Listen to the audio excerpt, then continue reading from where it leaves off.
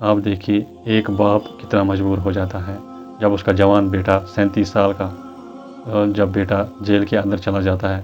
آپ دیکھیے کتنا یہ باپ مجبور ہو جاتا ہے. نہ دیں. پہلی بات سرکار پہ بھروسہ رکھیں, ادھیکاریوں پہ بھی بھروسہ رکھیں.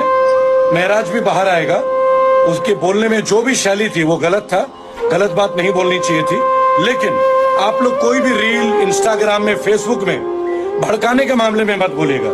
یہ میں ان کے پتا جی کے سامنے بول رہا ہوں. اس کا ایک کارن کیا ہے, مجھے بھی پتا نہیں کیا کیا نکل جاتا ہے. جی مجھے جی صحت ٹھیک نہیں ہے. دیکھیں ان کا بھی صحت ٹھیک نہیں کہتے, میرے منہ سے بھی کچھ نکل گیا ہوگا. مجھے بھی لڑکے پر غصہ ہے. یہ بھی لڑکے سے غصے ہیں مہراج سے کہ مہراج کو غلط طریقہ نہیں بتانا چاہیے تھا. ہم سب پرارتھنا کرتے ہیں, ہم پرشاسن سے ریکویسٹ کرتے ہیں, ڈی سی صاحب سے, ایل جی صاحب سے اور ہوم منسٹری سے کہ مہراج کے ساتھ نیائے کیجئے, انصاف کیجئے. اور جو غلطی ہوئی ہے ان کی بھاشا کی شیلی میں وہ غلط ہے, ہم اس کا کنڈیم بھی کرتے ہیں. یہ مہراج ملک کے پتا جی اس وقت میرے ساتھ ہیں, لیکن دیش کا بیٹا ہے, آپ ہی کا بھائی ہے, ایک موقع ان کو اوشیہ دیجئے. یہ موقع اس چھیتر کے لیے, اور ہم قانون کے اوپر وشواس کرتے ہیں نا, ٹھیک ہے, تو کوئی دباؤ نہیں. لیکن کوئی بھی سوشل میڈیا میں غلط ریل پلیز مت دیجیے گا, یہ ایک ریکویسٹ ہے میری آپ سب. تو ان کے گھر میں 5 دن سے کوئی کھانے پینے کا انتظام نہیں تھا.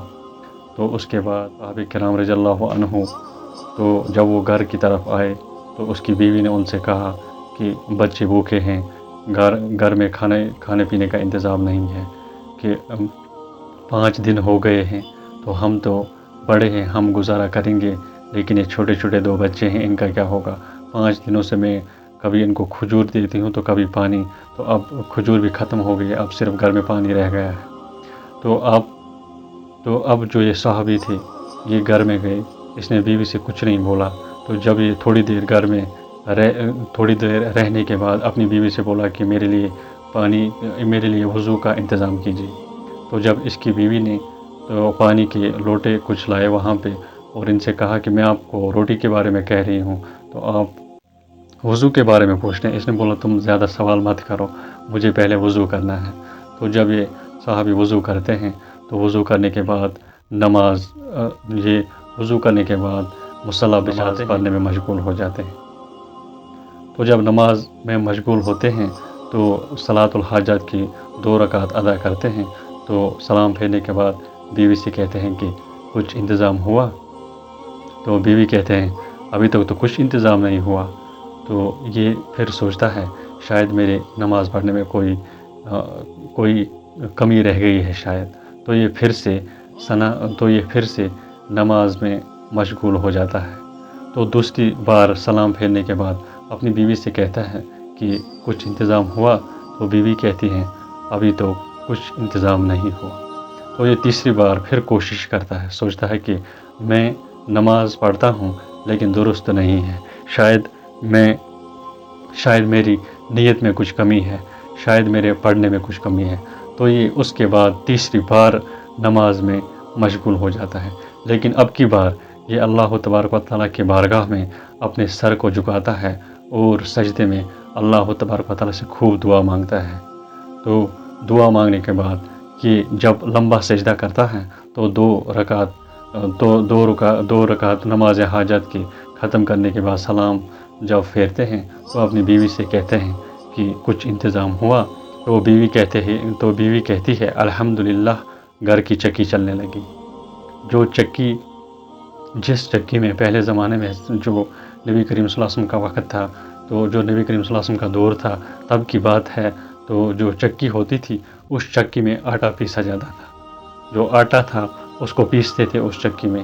لیکن جب یہ صحابی گئے تو وہاں پر دیکھے جو چکی تھی وہ خود بخود چل رہی تھی. جب ان لوگوں نے دیکھا, جب یہ اس چکی کے قریب گئے تو وہاں سے بے شمار بے انتہا آٹا نکلتا تھا.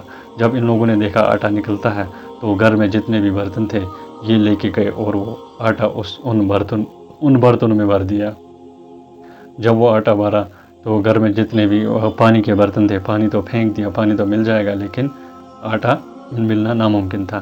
لیکن اس کے بعد بھرنے کے بعد جب یہ صحابی کا من بھرا تو اس نے سوچا میں دیکھوں یہ آٹا کہاں سے آتا ہے. تو جب صحابی نے یہ چکی اٹھائی تو آٹا نکلنا بند ہو گیا.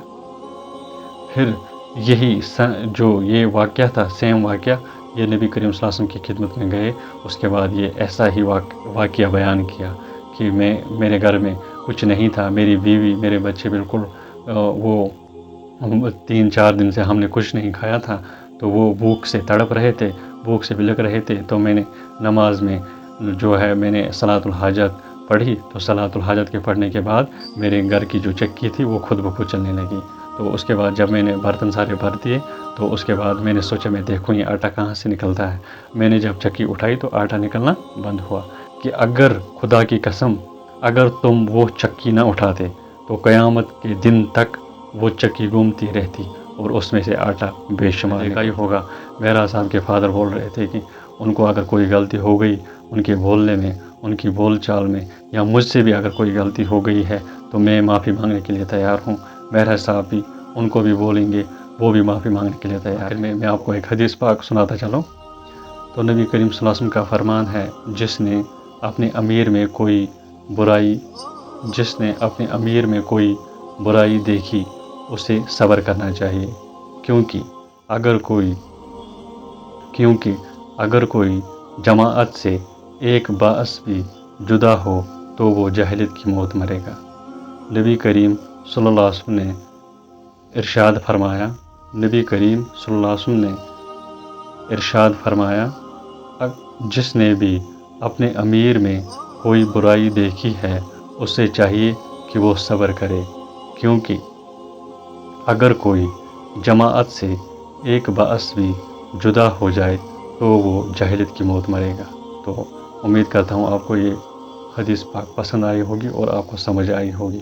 اللہ تبارک و تعالی ہم سب کو صحیح سلامت رکھے اور ہمارے جو حالات ہیں ان کو درست فرمائے اور مہر صاحب کی رہائی کرے۔